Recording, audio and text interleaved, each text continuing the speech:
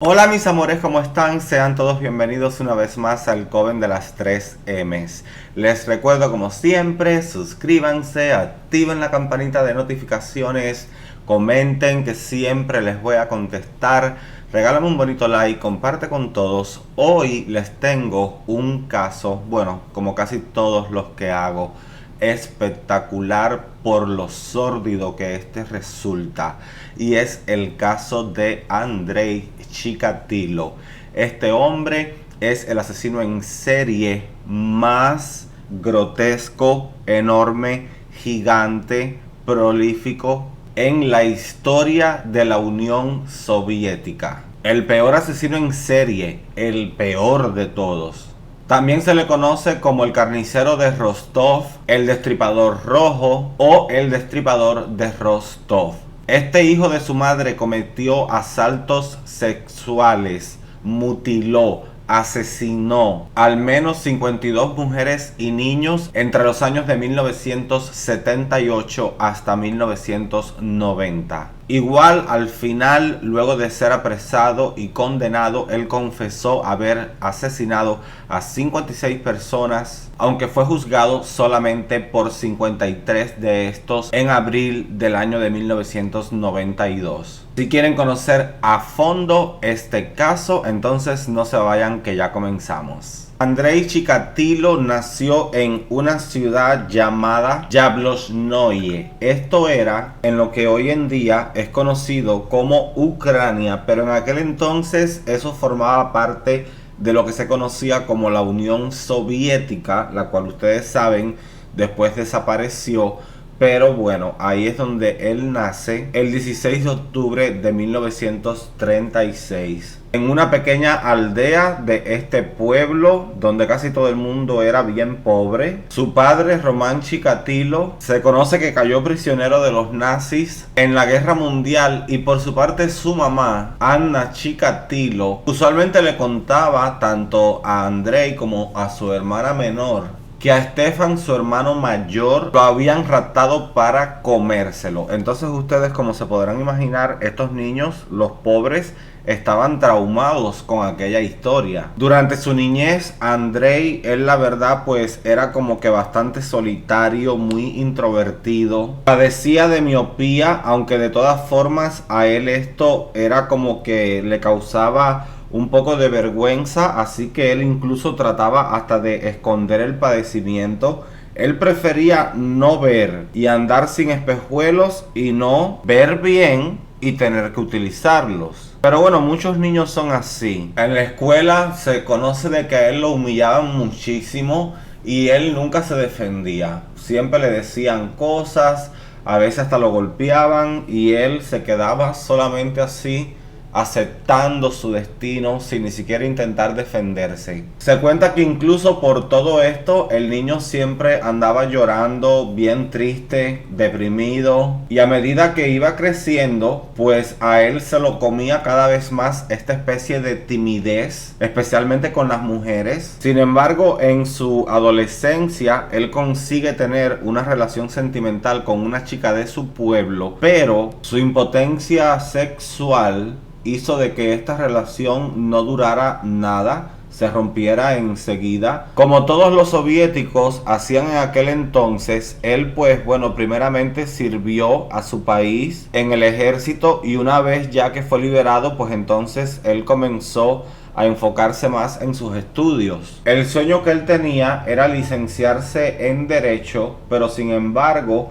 cuando él hizo el examen de admisión a la universidad, él lo falló, así que no pudo entrar. Sin embargo, él puso todo su empeño para superarse profesionalmente, y si bien nunca llegó a hacerse abogado, sí obtuvo perramente 3 títulos, estudió 3 carreras: lengua y literatura rusa, marxismo-leninismo y en ingeniería. Para 1971, él entonces luego se gradúa como maestro y aquí es ya donde empieza a, digamos que, descarriarse esta ovejita. Ya olvídense de todo este Andrei que les he presentado hasta ahora, porque el que vamos a comenzar a conocer es ya el monstruo. Luego de graduado como maestro, ¿verdad? Empieza esta etapa en la vida de Andrei en la que él sentía una fuerte atracción por las jovencitas, sobre todo por las que tenían o estaban cerca de los 12 años. Incluso varias veces a él lo agarraron colándose en los dormitorios de las niñas para verlas en ropa interior, porque en la Unión Soviética en aquellos tiempos era igual que como en Cuba, que se hacían como estas escuelas en el campo, que todo el mundo estaba becado y ahí la gente pues estudiaba, se preparaba, pero al mismo tiempo tenías que vivir ahí,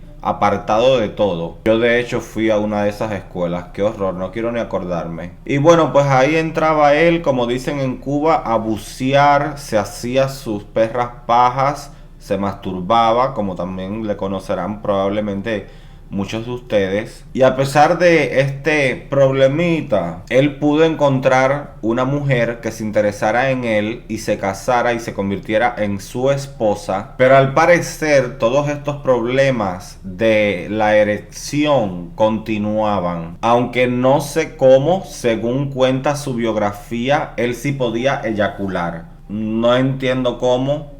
Al no haber una erección, se supone de que tú no tengas la posibilidad de eyacular. Pero dicen aquí de que él sí eyaculaba, a pesar de que no tenía erección. Me quedo fría. Pero bueno, parece que por obra y gracia del Señor, él logra embarazar a su esposa. Y nada, era un marido como cualquier otro, de carácter estable, muy trabajador, muy luchador. Así tuvo sus hijos, a los cuales jamás le levantó la voz, ni les dio golpes o los agredió, tú sabes. Incluso recuerdan de que él era pues un destacado miembro del Partido Comunista, siempre atento a todos los temas de actualidad, un asiduo de la prensa, le encantaba leerla. Pero a lo mejor por este mismo comportamiento, digamos como que noble, eso es como que provocaba que, sin embargo, entonces en la escuela donde él trabajaba, sus alumnos como que no le tuvieran ningún tipo de respeto. No lo tomaban en serio. Era la clase de ir a formar el relajo. Todos hemos tenido ese tipo de clases. Los alumnos es una cosa que se negaban a portarse bien, incluso fumaban hasta dentro del aula frente a Andrei. Hasta que un día este hombre es como que explota y es cuando ya se cansa de todo esto y parece que como para castigar a sus alumnos rebeldes, él empezó de cierta forma como que a abusar eventualmente sexualmente de todos ellos, tanto de hembras como de varones. Y los alumnos pues por supuesto hicieron sus denuncias y bueno, en fin, que a él le costó todo esto su puesto de trabajo y a él lo despiden en 1974. Y gracias que solo fue un despido, porque vaya, yo la verdad no entiendo cómo no paró en la cárcel o algo así. Y esto sería el inicio de todo. 4 años más tarde, en el 78, exactamente el día 22 de diciembre, Andrei tiene lo que se conoce como su primera víctima mortal. Él contaba en ese entonces ya con unos 42 años aproximadamente.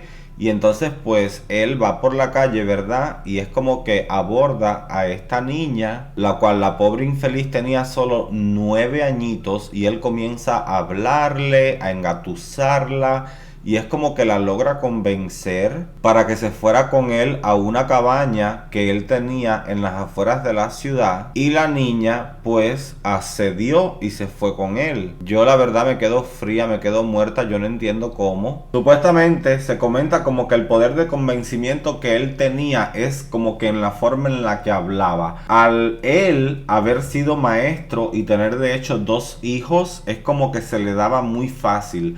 Quizás por eso es que podía lograr entonces convencer a estos pobres inocentes. Pero bueno, una vez que él llega con la niña a la cabaña, él enseguida es como que la desviste con mucha violencia, muy agresivo. Y debido a esta misma agresividad, es como que él araña a la niña y esta comienza a botar como que un poquitico de sangre. Y automáticamente cuando Andrei ve la sangre, ahí mismo se le paró, se le puso la tuba dura. Y como ustedes ya se podrán imaginar, a partir de este momento es cuando ya se establece esta especie de vínculo fatal entre la sangre y el sexo. Es como que él se da cuenta que en su psiquis, una vez que él ve sangre, eso lo excita. Y así es como él procede a sacar un cuchillo y se lo clava a esta pobre infeliz en el área del estómago. Y así con cada puñalada es como que él notaba cada vez más cómo él estaba disfrutando del sexo y se acercaba más al orgasmo. Él no dejó de apuñalar a la víctima hasta tanto eyaculó. O sea, hasta que él se vino, hasta ese momento él estuvo apuñaleando a la pobre niña. 2 días después del crimen, la policía de ahí del pueblo encuentra el cuerpo sin vida de la menor, el cual estaba abandonado en un río muy cerca de esta cabaña que tenía Andrei. Y resulta que las autoridades investigan, ¿verdad? De hecho, hasta visitan la cabaña. En esta descubren una mancha de sangre que obviamente pertenecía a la niña, por lo que Andrei va detenido para interrogarlo, pero yo no sé de qué manera es como que él se libra de esta, porque resulta que las autoridades terminan acusando a otro hombre por haber cometido el asesinato. Y así él queda en libertad, queda libre, porque bueno, ya según la policía el culpable era otro. Para 1981 él se consigue un trabajo en una fábrica, convirtiéndose en funcionario de abastecimiento de la misma. Y este trabajo obligaba a Andrei a tener que visitar y estar viajando constantemente por toda la región. Así que ya ustedes se podrán imaginar que todo esto propiciaba la fachada perfecta.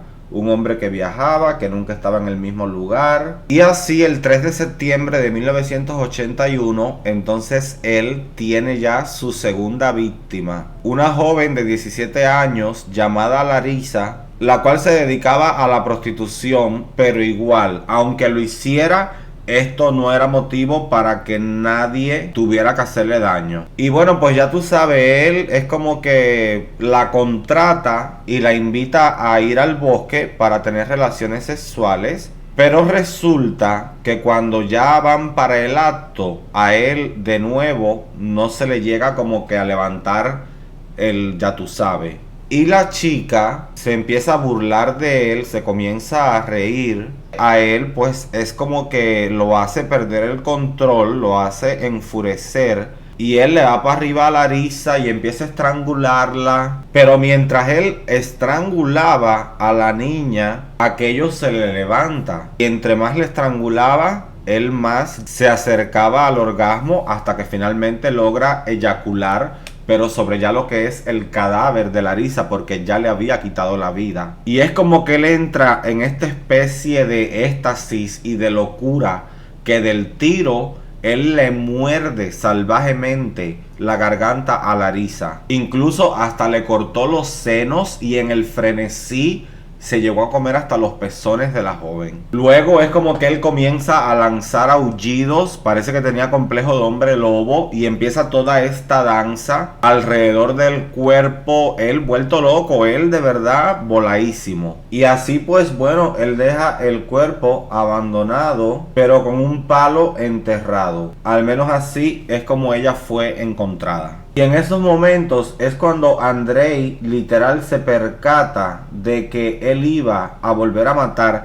Es como que ya ahí es cuando él dice, yo tengo que seguir haciendo esto. Me gusta, lo disfruto. Y así es como ya los asesinatos, más bien de ser fortuitos, o sea, como que se le daban por facilidad, es cuando ya empiezan a ser de hecho planeados. Y ya él pues desatado como un asesino, así llega a su tercera víctima, una chica de nombre Liuba, la cual él raptó de un pueblo, y mientras la violaba, pues él le dio 40 puñaladas al cuerpo de la chica. Todo esto él lo hizo en una especie como que de bosque, pero como mismo él había hecho con Larissa, así pues bueno, también él llega a mutilar a Liuba, a la cual grotescamente le arrancó los ojos, y esto de hecho es algo que se volvería común en todos sus asesinatos. Ya es como que esto se iba a convertir como que en su firma mortal. Y en este mismo año Andrei asesinó a 3 personas más. Entre ellas se encontraba lo que se llegó a conocer como su primera víctima masculina, pero que encima de eso, igual que su primera víctima, era un niño de solo 9 añitos de edad. Pero lo más triste de todo es de que el cuerpo de este niño oficialmente, o sea, nunca se encontró. La razón por la que se supo, por la que se conoció, es porque el mismo Andrei, una vez que ya luego fue atrapado, él confesó el crimen. Él dijo que sí, que él había sido el responsable, incluso llegó hasta decir que a este niño le había arrancado los genitales. Ay, Dios mío, este video YouTube sí me lo va a desaparecer. Y así la prensa andaba como loca con este asesino en serie. De todo lo que se hablaba era de él, prensa, radio, televisión, todo. Obviamente, a ver, no se sabía todavía que era él, pero la fascinación era con lo que era como tal el asesino en serie. ¿Me entienden lo que les quiero decir? Y bueno, pues el modus operandi de él era siempre el mismo. Por eso es que ya se sabía de que es que había suelto un asesino en serie, porque ya había como un patrón. Sus víctimas siempre se encontraban en los bosques, con indicios de violencia y sadismo. En muchos de los casos a las víctimas le faltaban partes de sus cuerpos, y siempre se trataba de niños, niñas o de chicas jóvenes. El 11 de diciembre de 1982, Chikatilo se encuentra con una niña de 10 años, llamada Olga, la cual en un autobús se dirigía a la casa de sus padres, y él convence a la niña para que se baje del autobús y se vaya con él. Él le prometió que él la iba a llevar, que iba a ser más cómodo, y nada, convenció a la niña y se la llevó, la bajó del autobús. Pero ya aquí es como que empiezan las sospechas, porque resulta de que de este caso hubo como que un testigo, ya que una de las personas que iba en el autobús, una vez que se conoce de que a la niña la habían asesinado, esta persona pues va y hace un reporte, hace un informe a las autoridades y les dice de que un hombre de mediana edad se había llevado a la niña tomada de la mano, pero como que de una forma muy firme. Y la verdad, en la manera en la que Chikatilo asesinó a Olga fue como mínimo grotesca, ya que en las afueras de un maizal, él, después de haberla violado, pues obviamente la asesina, pero yo no sé por qué él se empecinó tanto en dañar el cuerpo de la niña, que él terminó dándole unas 50 puñaladas alrededor de todo lo que era la cabeza y el cuerpo, pero al mismo tiempo le arrancó el pecho y le extirpó los intestinos, así como también el útero. Ya para el 84, el número de víctimas de Chikatilo había ascendido a 15 personas. Normalmente él las cazaba en estaciones de trenes o de bus, y siempre como que con algún pretexto él los convencía para irse hasta donde finalmente los mataría, que comúnmente siempre eran como que zonas boscosas, lugares apartados. Y nada, pues una vez ya de que él los llevaba hasta los lugares que él escogía, ahí después de violarlos cruelmente, él procedía también pues a mutilarlos y asesinarlos. Siempre de la misma manera, dándoles numerosas puñaladas. Casi siempre los números oscilaban de mínimo unas 30 puñaladas y cuando más hasta 50. Y a casi todas las víctimas, como les había comentado que eso él lo hizo como una especie de sello personal, a casi todas les mutilaba los ojos. A las adolescentes o a las chicas más jóvenes que él asesinaba, él es como que les arrancaba los pechos o los pezones, pero siempre es como que les hacía algo en esas zonas en específico. A veces lo hacía con cuchillos bien afilados y en otras ocasiones pues hasta con los propios dientes. También continuaba con todo esto de la extirpación de los úteros y al parecer es como que él fue perfeccionando tanto la técnica al punto que literal todos los cirujanos de ahí de lo que era el pueblo de Rostov pasaron a ser sospechosos en potencia. A ese nivel de precisión ya estaba llegando Andrei. Casi siempre mientras él las estaba violando y entre más se acercaba al clímax, él empezaba como que a machacarles la cara a golpes. Porque es como que él se enfurecía. Es como que si él no se llegaba a enfurecer, entonces no lograba el orgasmo. Y para enfurecerse hacía estas cosas tan extremas. Como por ejemplo, literal, vuelvo y repito, machacarles la cara a puro golpe. Muchas veces quedó registrado que él, como para ocultar su impotencia, como no lograba, digamos, como que poder quizás dominar el cuerpo de las chicas como él quería, él sí pues lograba eyacular, pero el semen a veces no es como que llegaba a dejarlo dentro de las víctimas, pero aún así eso es lo que él pretendía, eso es lo que él quería, pero como no había podido, él utilizaba como que una ramita y con esa rama él entonces le introducía en las vaginas a las víctimas el semen. En el caso de los varones, él los atacaba apenas los metía al bosque.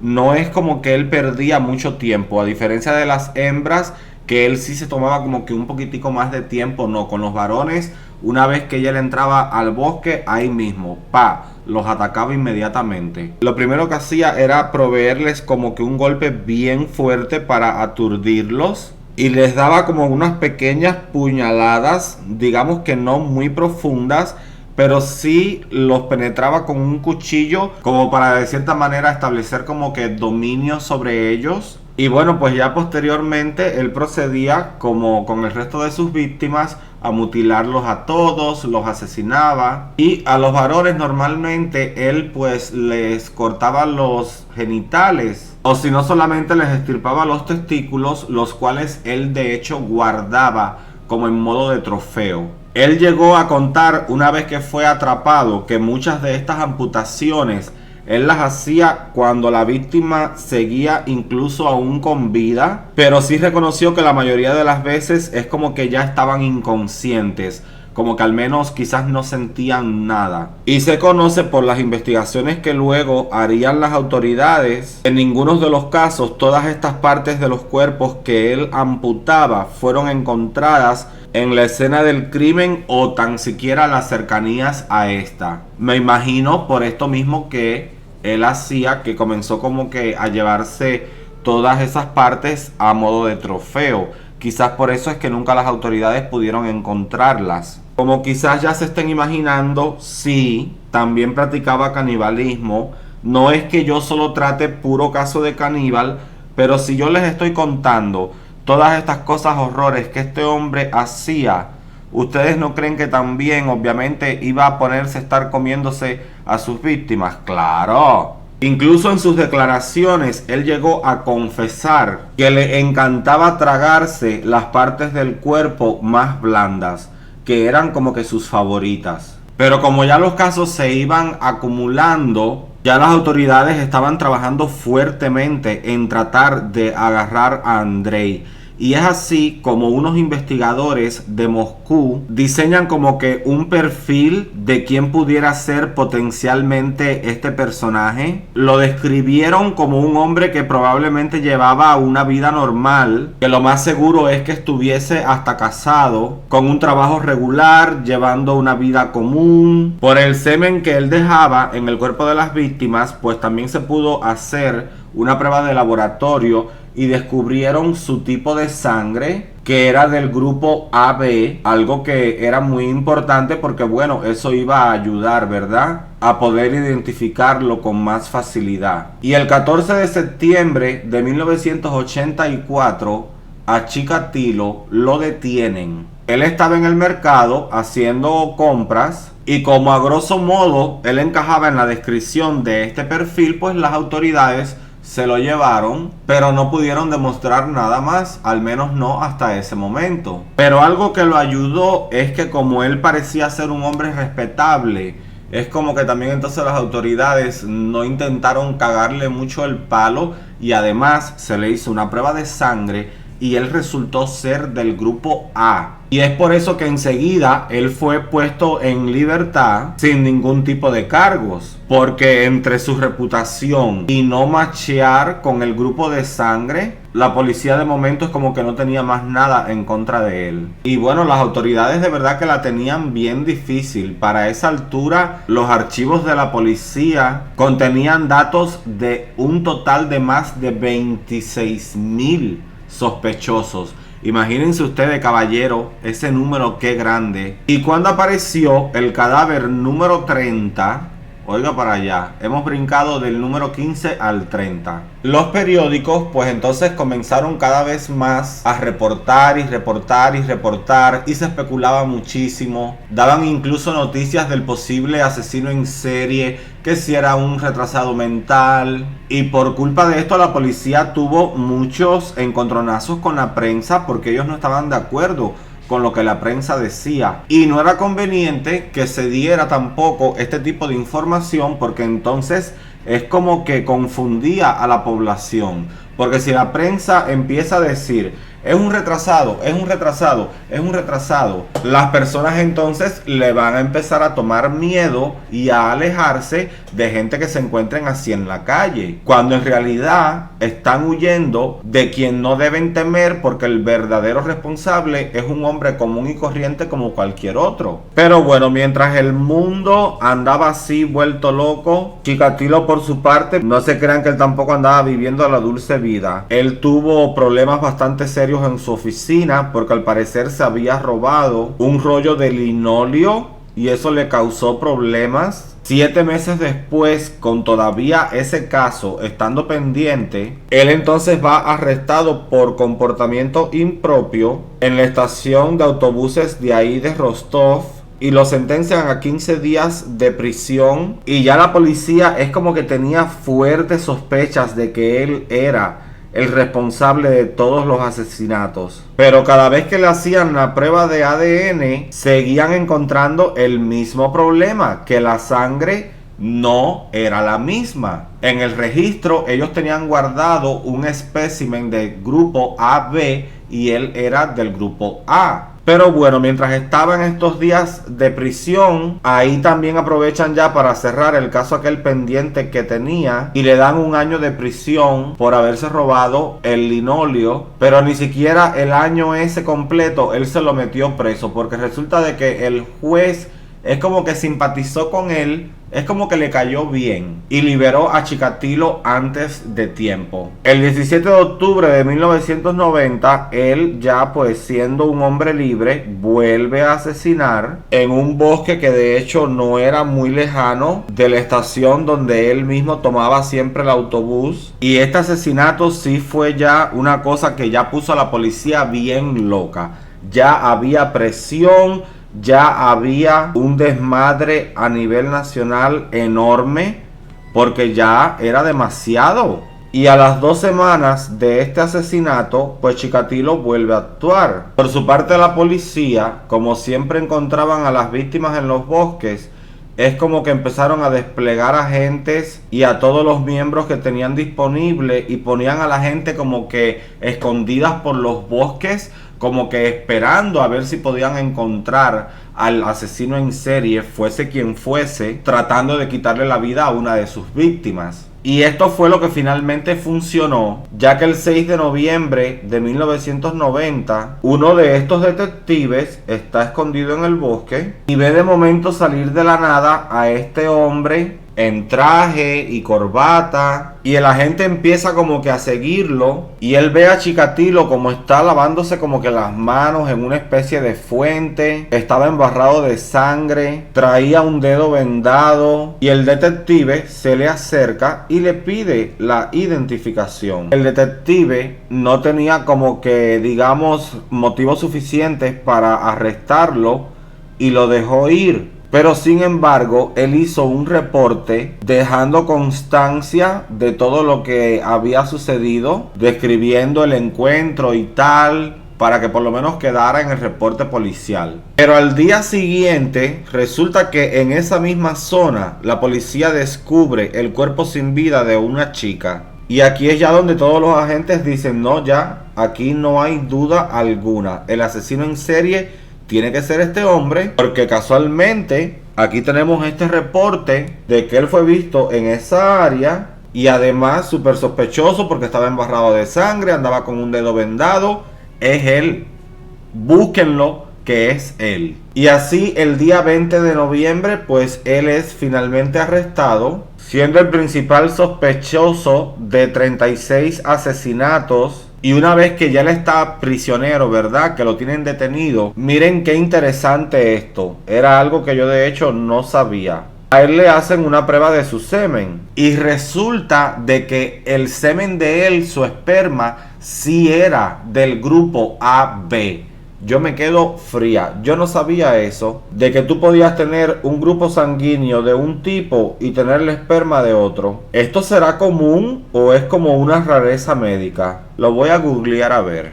De todas formas, tú sabes, él seguía haciéndose el tonto, haciéndose la víctima. De hecho, hasta los detectives confiesan que él decía en los interrogatorios, ¿cómo le pueden hacer esto a alguien de mi edad? Es una falta de respeto. Tú sabes, como que haciéndose la víctima. Y así pues bueno, a él lo vivían interrogando, no lo dejaban en paz. Era interrogatorio tras interrogatorio, lo hostigaban bastante, pero esta táctica funcionó. Porque él, a cambio de que ya como que lo dejaran en paz y le hicieran lo que le fueran a hacer, pero no lo siguieran jodiendo, él dijo, ok, yo les voy a confesar y les voy a dar todo, pero déjenme tranquilo. Resulta de que Andrei, pues entonces él se va con la policía, lleva a los detectives donde se encontraban algunos cadáveres que todavía no habían sido descubiertos. De hecho, en el lugar no había un solo cuerpo, sino 3. Y él fue el que los llevó hasta allí, porque la policía totalmente ajena a todo. Todo esto la policía lo grabó. Ellos decidieron hacer una grabación de todo este proceso. Lo que según tengo entendido dicen que está disponible en internet, pero yo la verdad no quisiera ni tener que verlo. Ya después que las autoridades pues hacen todo este proceso de recuperar esos cadáveres y filmar todo como evidencia, pues entonces Andrei regresa a la prisión y entonces le envían un psiquiatra a hablar con él, y con este psiquiatra es con quien él ya ahí sí finalmente es como que se derrumba, como que ya no puede más y lo cuenta todo, y es ahí donde él ya confiesa 52 asesinatos, así como lo oyen. Él solito, de su propia boca, él confesó que había matado a 52 personas. Pero al mismo tiempo, él es como que él aprovecha la visita del psiquiatra, incluso después hasta hace una declaración bajo juramento, y es como que intenta tratar de volcarse a la parte de lo psiquiátrico, de lo psicológico. Como que todo lo que él había hecho había sido debido a problemas mentales, debido a que él tenía una condición. Pero esto no lo ayudó en nada porque las autoridades dijeron, no, mi calamarda, usted va a pagar. Y bueno, pues finalmente ya él de manera formal es acusado por haber asesinado a 53 personas. Y como los psiquiatras no encontraron de que él tuviera ningún tipo de enfermedad, sino que él era un fucking sádico y que él tenía todo pues muy bien planeado, que todos los asesinatos habían sido premeditados, pues entonces a él lo declaran legalmente cuerdo, por lo que sobre él iba a caer todo el peso de la justicia. En octubre del 91 es cuando ya todas estas conclusiones, todo este reporte médico es entregado, y entonces pues bueno, ya con Andrei, que había estado todo ese tiempo en prisión, finalmente se fija un día para el juicio. y este se inicia para finales de abril del 1992. Pero de verdad que fue un proceso largo y tedioso. Eso no fue una cosa de 2 días, de una semana. Señores, todo esto duró hasta octubre de ese mismo año. Todo lo que fue el tiempo ese del juicio, a él lo tenían como que en una especie de habitación de metal cerrada, como tipo un pequeño cubículo, para mantenerlo a salvo de la multitud enfurecida, porque la gente estaba ahí que querían, tú sabes, literal cortarle la cabeza. Y en muchas ocasiones este juicio era literal casi que un relajo, porque él armaba tremendos espectáculos. En una ocasión, mientras se estaba ejecutando la audiencia, los fotógrafos lo descubrieron hojeando una revista porno, y eso se hizo, tú sabes, noticia nacional, se hizo viral. Después otro día él estaba como que medio loco, de mal humor, qué sé yo, y le dio por encuerarse, por quitárselo todo, y empezó a menear el pene, su rabito, y le decía a la prensa como que si ellos creían que con ese pene tan pequeñito, tan flácido y tan caído, él hubiera podido hacer todas las cosas de lo que lo estaban acusando, como para que la gente se burlara de él. Pero eso era solamente él llamando la atención, y le funcionaba, porque todo esto la prensa lo adoraba, porque a ellos obviamente les daba de comer.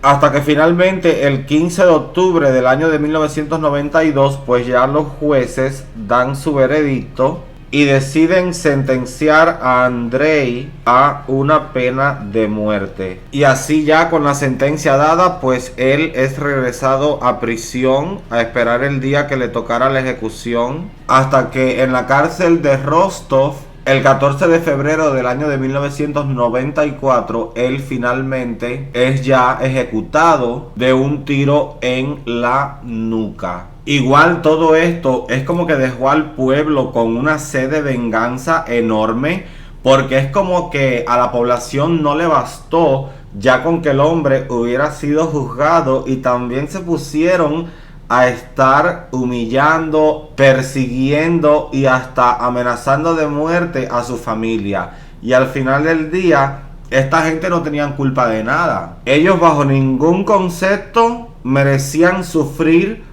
por culpa de Andrei este tipo de amenazas, porque al final el culpable había sido él, no la familia.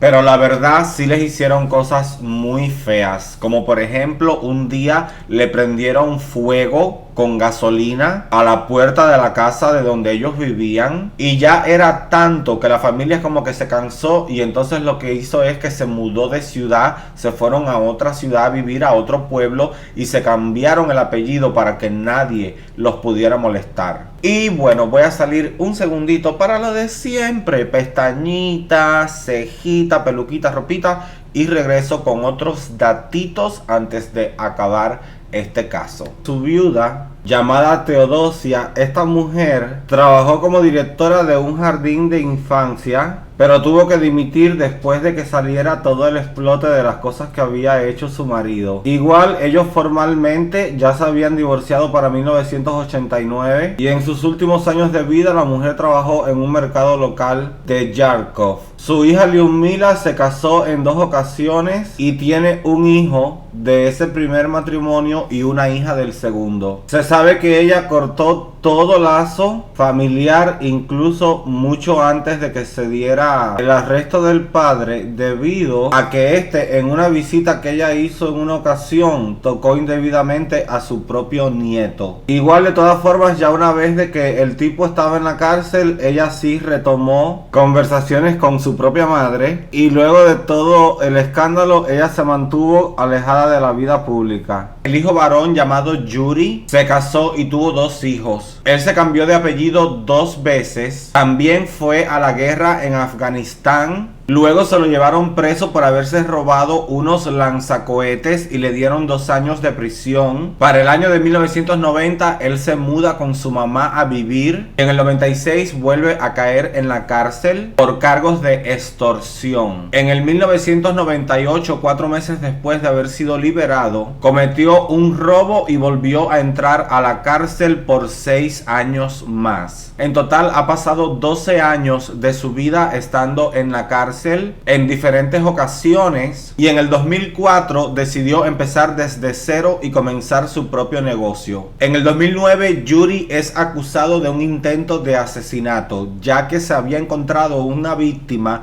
la cual estaba profundamente golpeada, herida, con puñaladas y todo un horror. En el hospital la víctima describió a una persona que encajaba con el perfil de Yuri, pero sin embargo cuando fueron a encontrar a en las declaraciones él dijo de que él no tenía nada que ver y que ni siquiera estaba relacionado con esa persona. Luego se llegó a conocer de que ellos sí se conocían el uno al otro y al parecer tenían como una relación muy conflictiva desde hace muchos años. Pero aún así él no fue a cárcel ni nada, ni hubo problemas porque esta persona no llegó a perder la vida. Yuri opina de que su padre no mató a estas personas, sino que sencillamente le imputaron asesinatos que habían en aquel entonces sin resolver. Él no oculta para nada ser el hijo de Andrei Chikatilo, al contrario se siente muy orgulloso de ser reconocido como tal. Incluso a su hijo mayor, que nació en el año de 1993, él lo llamó Andrei en honor a su abuelo. Como sucede en la mayoría de la historia de estos asesinos en serie, pues Andrei también eventualmente se convirtió en un ícono de la cultura pop. Y su historia ha sido representada tanto en retratos como en música, televisión y hasta en el cine. Incluso tanto la vida como las fechorías del Destripador Rojo formaron parte de un libro llamado El Niño 44, que se convertiría en un bestseller, y los derechos de la obra fueron comprados por el mismísimo Ridley Scott para llevarlo a una película, a pesar de que Ridley Scott fuera quien comprara los derechos para el cine. Finalmente la adaptación quien la hizo fue el director Daniel Espinosa en el año de 2015, y este ha sido el caso de Andrei Chikatilo. Una vez más vuelvo y repito, el asesino en serie más conocido, el peor de toda la historia de la Unión Soviética. Y bueno, espero que les haya gustado este caso. Si fue así, déjenme saber en los comentarios. Los invito una vez más, por favor, suscríbanse, ayúdenme a crecer este canal. Siempre pues den su bonito like si así les parece, o un dislike si hubo algo que no les gustó, y compartan con todos. Los quiero mucho y nos vemos en un próximo caso. Adiós.